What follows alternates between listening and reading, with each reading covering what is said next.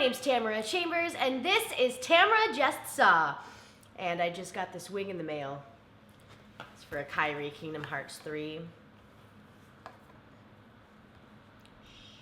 It's for a Kyrie Kingdom Hearts 3 cosplay. Thought I'd wear it for Roma. Last week was fun, huh? Thought I'd stay inside this week as to not get mauled by comic book loving people.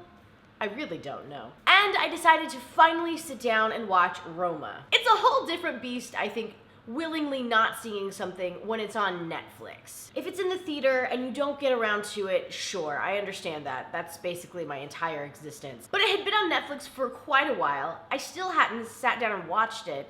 And it was nominated for all of these things. I think it won some stuff. So I wanted to talk about what I thought about it, if it was like a everyman's movie or if it's just like, it's very artistic. I just kind of how I felt about it. Right off the bat, it's beautiful. I think some of the shots are, God, they're stunning. The black and white was really striking. It was clearly so beautiful. And now that I'm sitting here talking about it, I feel like this is just gonna be my episode from yesterday, just carbon copied over here. I just did Godfather Part 2 for Tamara's Never Seen. And my whole thing was like, it's absolutely beautiful and clearly a good movie. And wasn't necessarily for me. So, rewind and punch it back. I should just go watch that, and that's what I think about Roma. It's really good.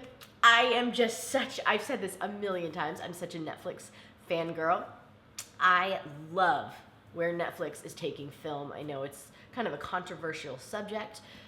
People aren't sure if they should be nominated or not and win Oscars and awards, and I'm all for it. I think that it's bringing like the art of filmmaking to a lot more people, and just like a lot of people are getting a giant budget to make some really amazing things that might not necessarily get them outside of Netflix world.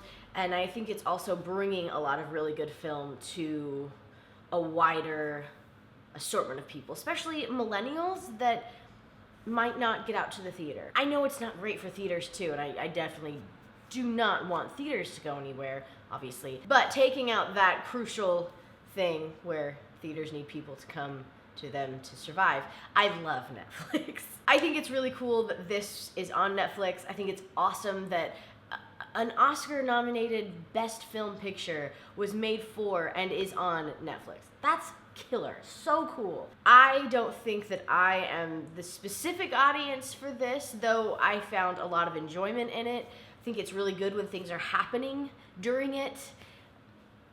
And then also there's a lot of just downtime. It's one of those movies where you're just kind of watching people live their lives, and some sad, extraordinary things are happening in those lives, but it takes a while to get to the meat of it. After watching the movie, I found out that there's some really personal ties to the director of this movie with his life, and some of these things happened to him, or all of them, and I didn't know that, and supposedly I think that's supposed to make it a little more interesting that it's such a personal thing, but I don't know. I don't think that that's something you should have to know going in to find enjoyment of it, kind of deal, you know what I mean? And again, I really think it's beautiful, it's well done. The acting is, God, it's amazing. Some of the shots, especially at the ocean, holy crap. Oh, there's one where they're at this farmland and there's all these crops behind them and they're on this mountain and it's just gorgeous. But it's long and it's boring. I wrote, how many films have penises on Netflix? Because this one has full frontal, swinging it around town penis. How many movies with penises? How do you delete your Netflix viewing history? Hottest sex scenes and nudity on Netflix. Carol is on Netflix? God, Carol's amazing. Roma isn't even on this list.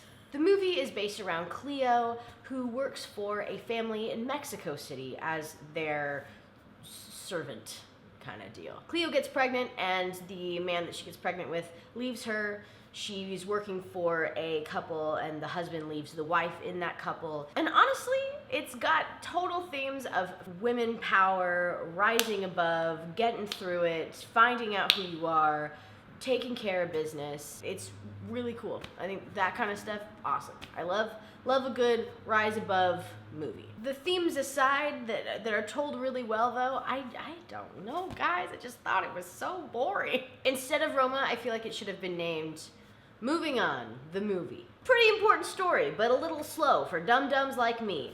The movie. Pretty long shots, black and white, sad. The movie. It's just sad. It's just so sad and long. Maybe I've just been watching a lot of sad, long movies, but this just was not my personal cup of tea.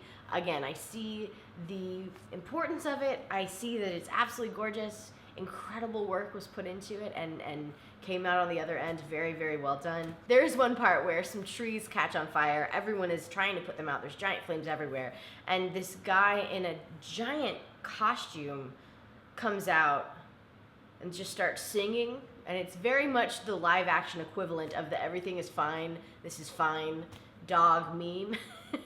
I did like that part. The ending is beautiful and sweet. It's really pretty. It's really well acted. Choosing between watching this or watching, 50 First Dates.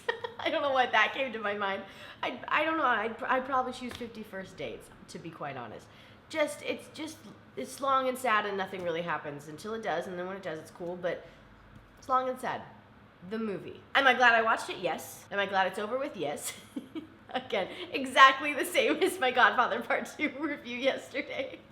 I would give this, God, this is so sad. I would give this 5 out of 5 hair flips for me. It just didn't do it for me. Let's see. We're so lackluster. I know that people are loving this, so I hope that I'm not discouraging anyone who hasn't seen it yet from seeing it. It's on Netflix, so you can watch it literally anytime, which is the coolest thing. Thank you so much for watching. I will see you all next week with a movie that I'm sure I'm just going to love. Us. See you then. Bye. Oh, it's locked. Yeah, let me just. Okay. Cool. Try it now. Beautiful long shots, black and white, sad, the movie.